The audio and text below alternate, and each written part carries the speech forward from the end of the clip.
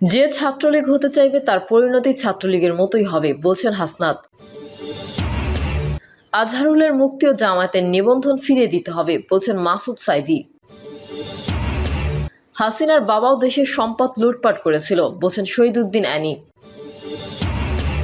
এবং সর্বশেষ জানাবো, শেখ হাসিনার বিচার শুরু হতে পারে এপ্রিলে। এতক্ষণ শুনছিলেন সংবাদ শিরোনাম, এবারে বিস্তারিত। তবে তার আগে অনুরোধ থাকবে আমাদের চ্যানেলটি সাবস্ক্রাইব করে বেল আইকনটি ক্লিক করুন। যে ছাত্রলীগ হতে চাইবে তার পরিণতি ছাত্রলীগের মতোই হবে বলছেন হাসনাত। যে ছাত্রলীগ হয়ে উঠতে চাইবে তার পরিণতি ছাত্রলীগের মতোই হবে বলে মন্তব্য করেছেন বৈষম্যবিরোধী ছাত্র আন্দোলনের আহ্বায়ক হাসনাত আব্দুল্লাহ। এদিকে খুলনা প্রকৌশল ও প্রযুক্তি বিশ্ববিদ্যালয়ে ছাত্র রাজনীতি বন্ধের দাবি নিয়ে ছাত্রদল ও বৈষম্যবিরোধী ছাত্র আন্দোলনের মধ্যে দফায় দফায় সংঘর্ষের ঘটনা ঘটেছে। ধারণা করা হচ্ছে এই ইস্যুকে কেন্দ্র করে ফেসবুকে এই পোস্ট দিয়েছেন হাসনাত আব্দুল্লাহ। এদিকে কুয়েটে শিক্ষার্থীদের উপর ছাত্রদলের হামলার অভিযোগে বিক্ষোভ মিছিল ও সমাবেশের ঘোষণা দিয়েছেন বৈষম্যবিরোধী ছাত্র আন্দোলন, খুলনা মহানগর ও খুলনা জেলা কমিটি। রাত 8:30টার দিকে নগরীর শিববাড়ি মোড়ে এই কর্মসূচি পালন করা হবে বলে জানিয়েছেন বৈষম্যবিরোধী ছাত্র আন্দোলনের নেতা নাইম মল্লিক। আজহারুলের মুক্তি ও জামায়াতের নিবন্ধন ফিরিয়ে দিতে হবে বলছেন মাসুদ সাইদি। 5 আগস্ট একটি বৈষম্যহীন রাষ্ট্র গড়ার প্রত্যয়ে জুলাই বিপ্লব সংগঠিত হয়েছিল। যে প্রত্যয় নিয়ে বাংলাদেশের দ্বিতীয় স্বাধীনতা এসেছিল, সেই প্রত্যয়ের ব্যতয় কেন আজহারুল ইসলামের ব্যাপারে হলো? কেন আজকেও তাকে মুক্তি দেওয়া হচ্ছে না? তার মুক্তির দাবিতে কেন আমাদের রাজপথে নামতে হয়েছে? তিনি আরো বলেন, আওয়ামী দুঃশাসন আমলে ওই কুলাঙ্গার বিচারপতি শামসুদ্দিন চৌধুরী মানিকের নেতৃত্বে মৌলবাদ সন্ত্রাস তদন্ত কমিশনের নামে একটি কমিশন গঠন করা হয়েছিল। সেই কমিশন গঠিত হয়েছিল ওই কুলাঙ্গার বিচারপতি মানিকের নেতৃত্বে। সেই কমিশনের সদস্য ছিল বর্তমান বাংলাদেশের অবৈধ রাষ্ট্রপতি শাহাবুদ্দিন চুপ্পু। টুপ্পুর ষড়যন্ত্রে আজকে এটিএম আজহারের মুক্তি হচ্ছে না। মজলুম জননেতা এটিএম আজহারের মুক্তির পাশাপাশি অবৈধ রাষ্ট্রপতি চুপ্পুর পদত্যাগের দাবি করছি। এটিএম আজহারুলকে ট্রাইব্যুনাল থেকে রায় দেওয়া হয়েছিল ফাঁসির রায়।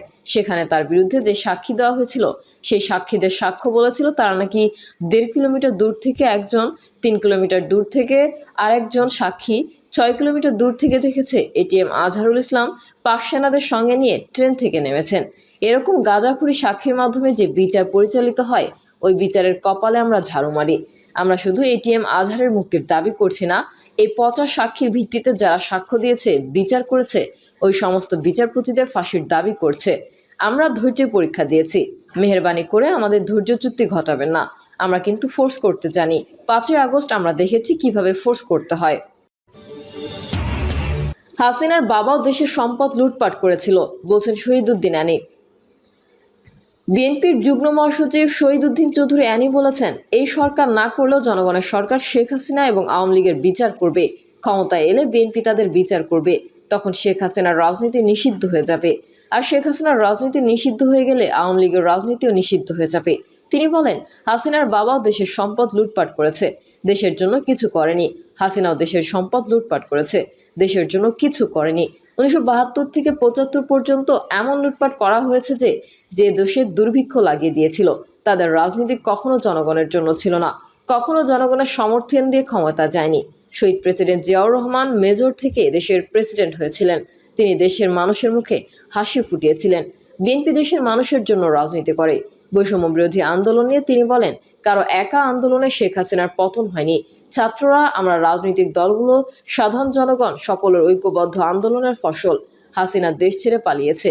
ভারতের সমালোচনা করে তিনি বলেন, ভারত এই দেশের মানুষের সঙ্গে সম্পর্ক রাখতে চায় না, তারা হাসিনার সঙ্গে সম্পর্ক রাখতে চায়। হাসিনাকে ক্ষমতায় রাখতে বারবার কাজ করেছে। শেখ হাসিনার বিচার শুরু হতে পারে এপ্রিলে। বাংলাদেশে গণহত্যা ও মানবতা বিরোধী অপরাধের মামলায় অভিযুক্ত ক্ষমতাচ্যুত প্রধানমন্ত্রী শেখ হাসিনার বিচারের আনুষ্ঠানিক প্রক্রিয়া আগামী এপ্রিল মাসে শুরু হতে পারে। এই লক্ষ্যে দ্রুত সময়ের মধ্যে মামলার তদন্ত কাজগুলো শেষ করার চেষ্টা করছে বলেও জানান এই আইনজীবী। আমরা আশা করি আগামী মাসের মধ্যেই সাবেক প্রধানমন্ত্রী শেখ হাসিনার বিরুদ্ধে হওয়া মামলার তদন্ত রিপোর্ট দাখিল করা সম্ভব হবে। যদি মার্চ মাসের মধ্যে তদন্ত রিপোর্ট আমরা পেয়ে যাই, তাহলে এপ্রিল মাস থেকে বিচার প্রক্রিয়ার আনুষ্ঠানিক পর্বটা শুরু হওয়ার সম্ভাবনা রয়েছে। বিবিসি বাংলাকে বলছিলেন ট্রাইব্যুনালের চিফ প্রসিকিউটর মিস্টার ইসলাম। গণঅভ্যুত্থানের মুখে গত 5ই আগস্ট আওয়ামী লীগ সরকারের পতন হওয়ার পর শেখ হাসিনার বিরুদ্ধে হত্যা, গণহত্যা, গুম, অপহরণ সহ বিভিন্ন অভিযোগে 250টিরও বেশি মামলা হয়েছে।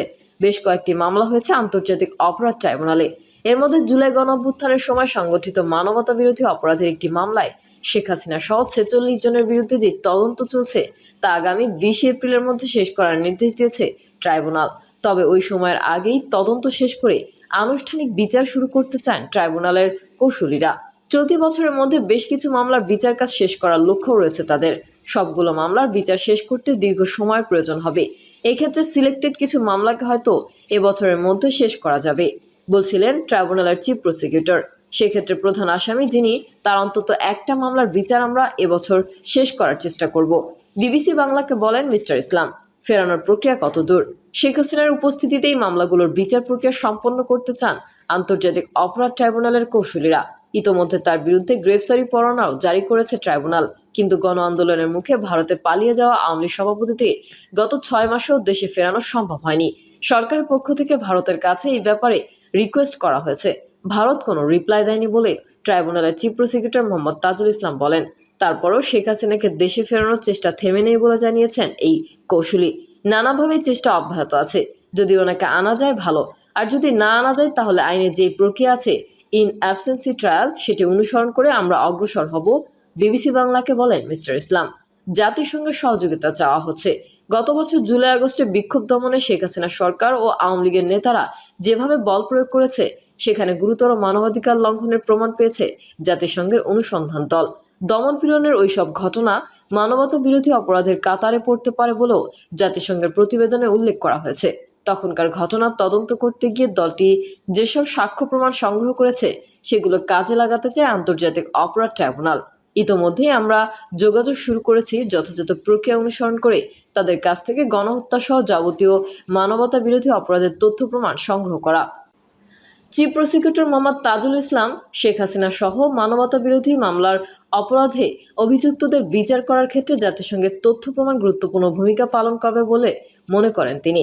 জাতিসংঘের মতো একটা সংস্থা বলছে যে এটা ওয়াইড স্প্রেড সিস্টেমেটিক ওয়েতে কিলিং হয়েছে এবং সেটা হাসিনার নির্দেশে হয়েছে।